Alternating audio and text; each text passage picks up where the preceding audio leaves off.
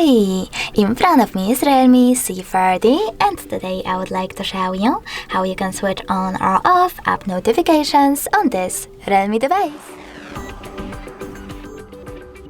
You need to start by accessing settings and choosing apps and notifications. Then click on notifications section, scroll down and choose see all from last 7 days.